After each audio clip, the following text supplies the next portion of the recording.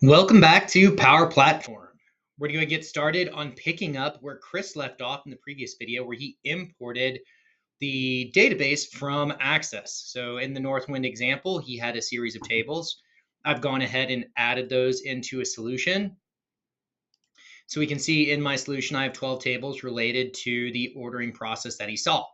What we're going to do is we're going to run through Microsoft Planner to be able to generate a model-driven app over this experience. So we'll flip over to that now. So from the home screen, I'll go ahead and click on Plans. I'll go ahead and click on New Plan. So now that I've opened the Planner window, it's asking me to provide a description. And I've gone ahead and prepared a very deep, detailed description about a bunch of access tables. And I kind of have an idea for a process that revolves around an order system. And I would like to generate some apps. We'll shortcut through the planner a bit, as you saw this in Christie's solution earlier. But just for simplicity, I've gone ahead and added an image of all of the tables just so that the planner knows, like, hey, this is what I've got. Please do your best. I'll go ahead and click generate. And we can go ahead and see immediately that it's taken my business problem, which is a very good description about my order system. It's going to go ahead and generate our user requirement. So it perceives that I had a request for users or entering information about orders, as well as my admins who need to see more. We're going to go ahead and click looks good. In this case, that's kind of our version of next through this. But at a certain point, it will go ahead and generate some applications for me, and we can go ahead and get into seeing a model-driven app development in practice.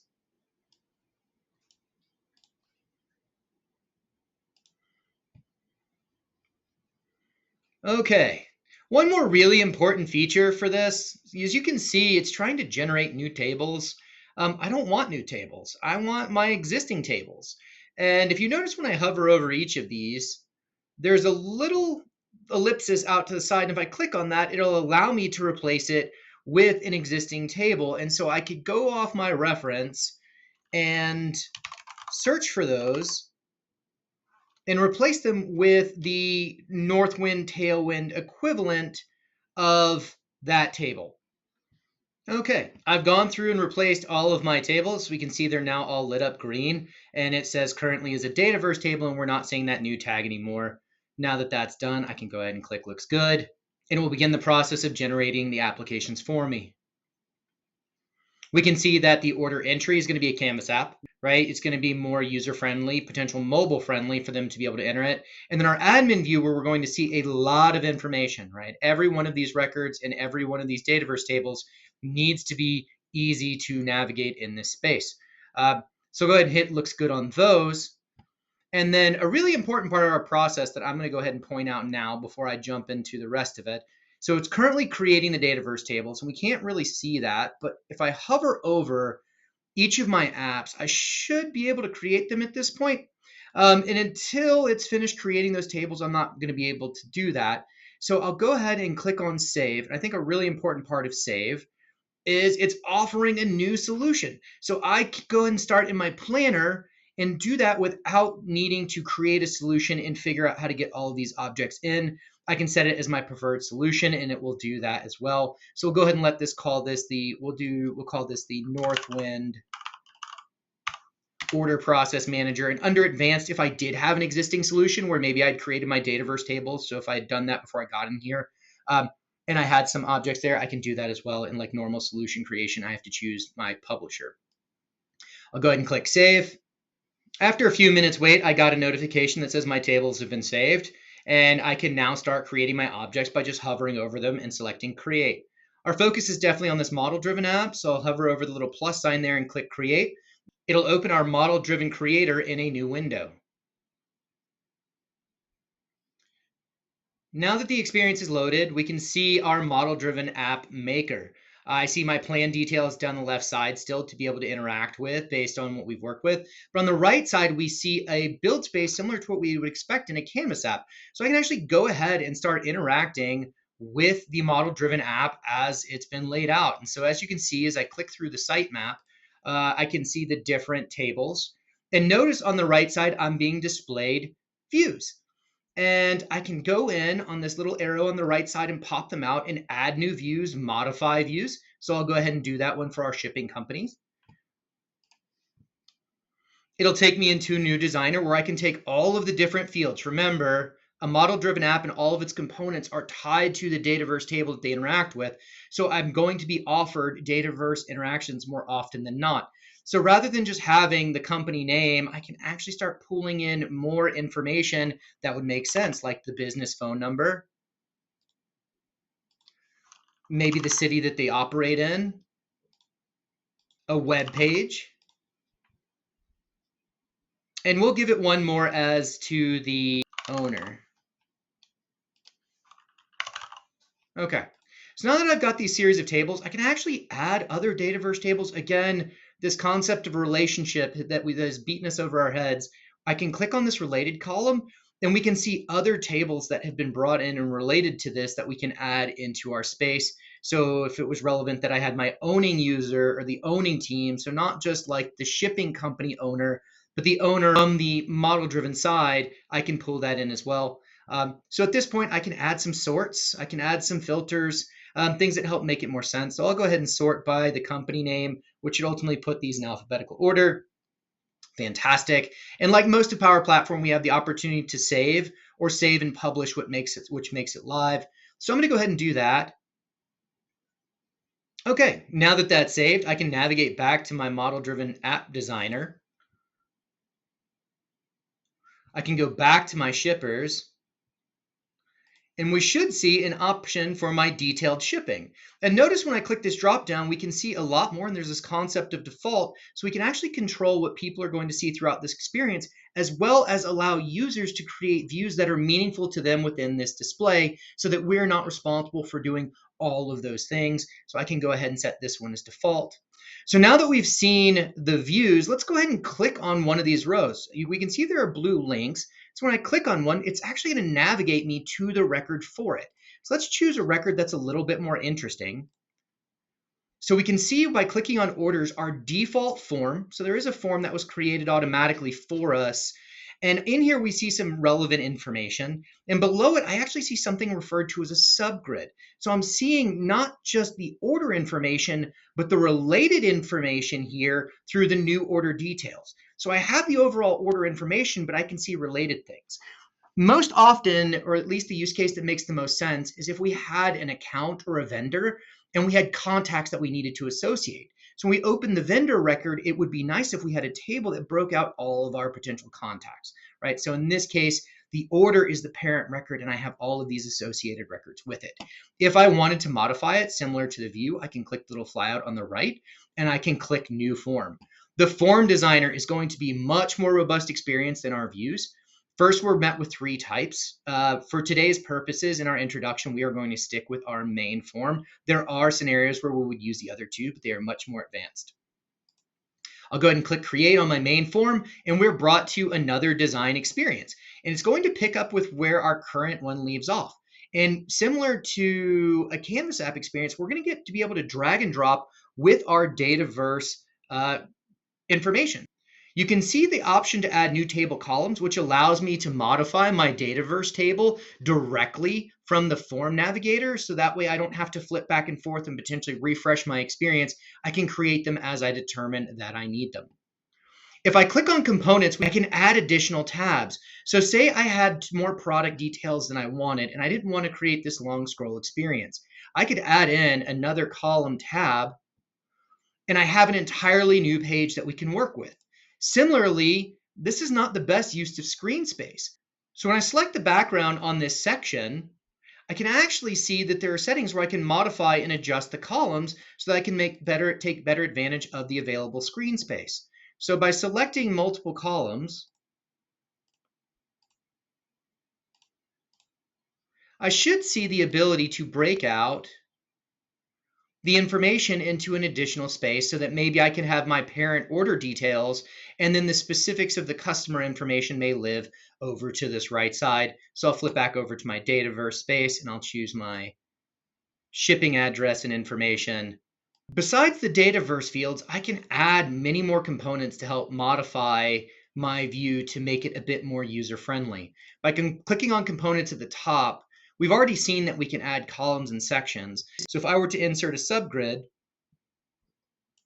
into my section, it would ask me to choose related tables. In this case, I would want to choose maybe something like invoice information and then choose the specific view. So again, this entire experience revolves around the components that we built and modified in the Dataverse table itself to be able to use. So I'll go ahead and hit add active invoices. And of course, I can add an additional view here if this is insufficient. Click done, and now we would see invoice information. And of course, I can modify the different properties as it relates to subgrid control on the side. We have many more grid types. So in this case, it's more of a display grid where we can click into the records. We actually have the ability to add editable grids. So we can get an Excel-like experience for being able to modify details related to this, right? So let's assume that we have a lot of order details. Rather than needing to click into each detail to potentially make a change, by having an editable grid, I could do all of that from my order screen, greatly increasing the rate of records that I'm able to modify. Expanding these just for visibility, we have ways to display. So we saw the calendar. Yes, we do have the bit of a spoiler, the ability to embed a Canvas app. I can even embed an external website. I have the ability to plug in even pro code type plugins, including web resources and things like that. If I had Bing search and things enabled, I could actually embed maps into this as well, which is really useful for leads and maybe vendor location. Continuing down, we can see that I have different opportunities for input types, right? So we've seen calendar for one, and the rest of these are text. We actually have the ability to insert smaller forms, checkboxes. Remember, everything we do ties back to a Dataverse table. So in this case, I have a tax status column that I can use. And so now I have a tax status or tax exempt that I can include in this space as well, to help improve the productivity of the person who's dealing with the large volume of data. And then a few more, of course, we have the ability to embed images. And then we've actually built in more about agent responses and agent AI. And we're now able to start integrating copilots into this interface to help people with things like invoice ingestion. Again, model-driven app is for dealing with large amounts of data. So all of these resources are going to attempt to make that easier in some kind of way. But let's assume at this point that this is sufficient and this is what I want my grid to look like. Again, I can go ahead and click save and publish. In a few moments, that'll be done and we can navigate back to our main model-driven app. Okay, now that that save and publish is done, I can navigate back to my model-driven app. And of course, through our navigation, I do have the ability to click on my orders, navigate through my orders, and change or specify which particular view should be used for this particular grid. And so if I had given it a name, we should be able to see my new order form listed there.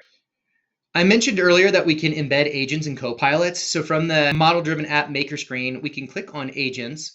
I see a list of agents in my environment from Copilot Studio that I can add. So let's assume that this HR policy email agent is relevant. I can go ahead and click add to app, and that should go ahead and embed itself in the available user space as well. From the left side, we also have the ability to add business process flows. Business process flows are not automation as we traditionally think about them. There's not a trigger and then subsequent actions. Business process flows give us a visual representation of a data process for people working inside our model-driven app to follow. So if we have initial intake, that would likely show up as an intake step with a certain number of required fields. And then as they move through that process or that business process flow, there would be additional fields that would be required and additional records that would be created based on actual automation as we know it having been set up in the background to do that for us. So I'll go ahead and choose one. I'll go ahead and select this lead to customer process.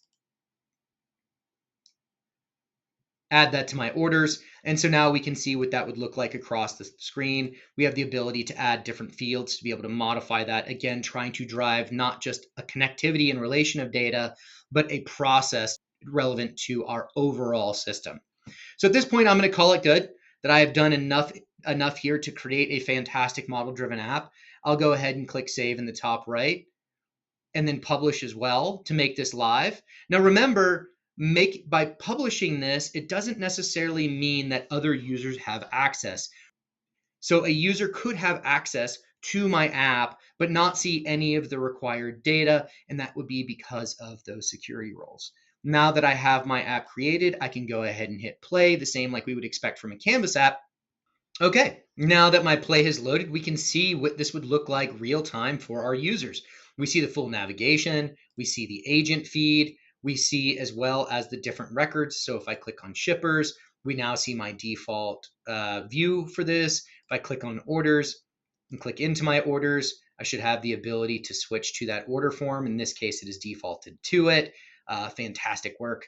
And then we have that concept of form assist where I can drop files in here and Copilot will do its best. If I navigate back to my home screen, we can see where we can trigger flows and automation. We have the ability to run reports, the ability to export to Excel. As much as we would like to live inside of our app space, there are always reasons why people want information in Excel formats. We can even have templates preloaded that we can use to export. Another one that's really fun is the ability to click visualize this view. Visualize this view will take information and actually create a Power BI report that I'm able to see with the relevant information. We could also have a home screen where we would have some version of a dashboard. In that dashboard, we could absolutely embed a Power BI report, but we could also use the ones that are built on the Dataverse tables for quick glances at information so that we could see things like new orders that have been placed, maybe new suppliers brought in, or maybe a purchase order that's been paid, maybe an invoice that's overdue, things that are relevant to the operation of this that wouldn't necessarily make sense to pull outside of this application experience. And of course, remember, we can always embed Canvas apps in this space. And that will do it for our model-driven app creation. In less than 20 minutes time, we've gone from an Access database all the way to a fully functional model-driven app that I can start sharing out with people and running reports and information from. And of course, because we're running on Dataverse, the amount of information and the quality of the experience is going to be much better than we're used to.